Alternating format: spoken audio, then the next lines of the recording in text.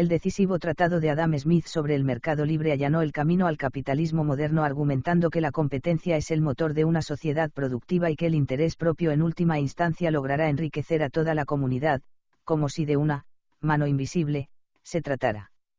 A lo largo de la historia, algunos libros han cambiado el mundo. Han transformado la manera en que nos vemos a nosotros mismos y a los demás. Han inspirado el debate, la discordia, la guerra y la revolución. Han iluminado, indignado, provocado y consolado. Han enriquecido vidas, y también las han destruido. Adam Smith. La mano invisible. La división del trabajo. Puede decirse que, en todas partes, la más importante mejora de las capacidades productivas del trabajo y la mayor parte de la habilidad, la destreza y el raciocinio con los que éste se desempeña o aplica tiene su origen en la división del mismo. Más fácilmente se comprenderán las consecuencias de la división del trabajo sobre la organización general de la sociedad al considerar de qué manera opera en determinadas manufacturas. Suele suponerse que se lleva a su extremo en algunas de las más insignificantes, no quizá que se utiliza realmente con más profusión en ellas que en otras de mayor relevancia, sino que en esas manufacturas insignificantes únicamente destinadas a cubrir las pequeñas necesidades de un reducido número de personas, la cantidad total de trabajadores debe necesariamente ser pequeña y los ocupados en cada uno de los ramos del trabajo pueden con frecuencia reunirse en el mismo lugar y estar a la vista de cualquiera. Por el contrario, en las grandes manufacturas destinadas a cubrir las necesidades más importantes de la mayoría del pueblo, cualquier ramo de trabajo diferente se sirve de un número tan grande de operarios que es imposible reunirlos a todos en el mismo lugar.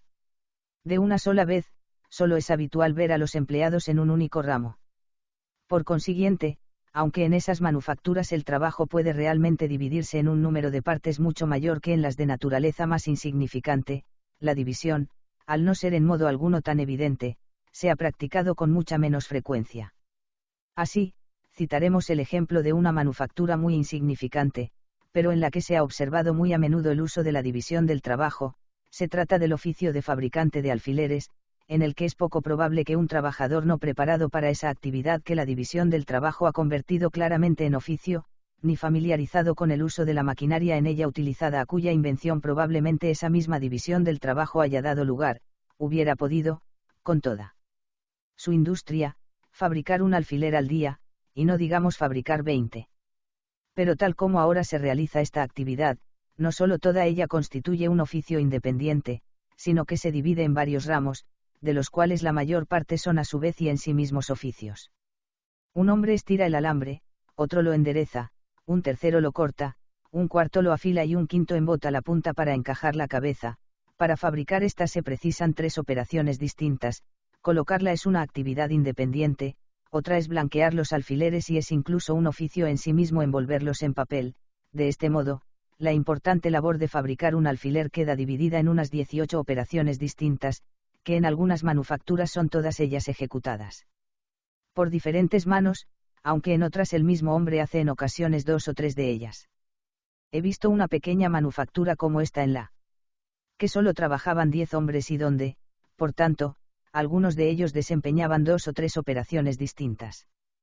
Pero aunque eran muy pobres y por tanto no estaban bien provistos de la maquinaria necesaria, sí podían, con el debido esfuerzo, fabricar entre todos unas 12 libras de alfileres al día. En una libra entran más de 4.000 alfileres de tamaño medio. De ese modo, esas 10 personas podrían fabricar entre todas más de 48.000 alfileres diarios. De suerte que se podría decir que cada persona, si hiciera una décima parte de 48.000 alfileres, estaría fabricando 4.800 diarios. Sin embargo, si todas se hubieran afanado por su cuenta e independientemente, sin que ninguna hubiera sido adiestrada para esa tarea concreta, sin duda cada una no habría siquiera podido fabricar 20 alfileres, quizás ni siquiera uno al día, es decir, sin duda no la parte 240 y quizá no la parte 4800 de lo que en este momento todos pueden fabricar gracias a una división y combinación adecuadas de sus diferentes operaciones. En cualquier otro arte y manufactura, los efectos de la división del trabajo son similares a los que se aprecian en esta insignificante tarea, aunque, en muchos de ellos, el trabajo, o bien no puede dividirse tanto, o bien no puede reducirse a operaciones tan sencillas.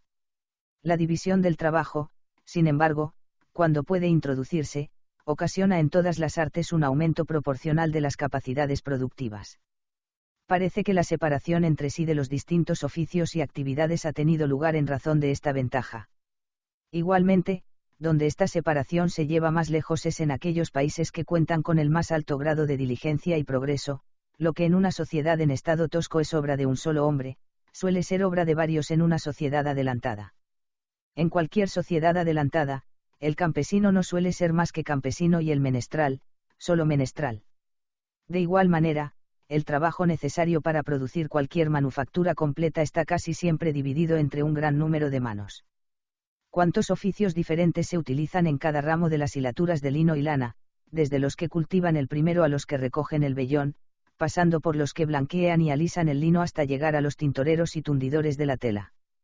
En verdad, por su naturaleza, la agricultura no permite subdividir hasta tal punto el trabajo, ni tampoco.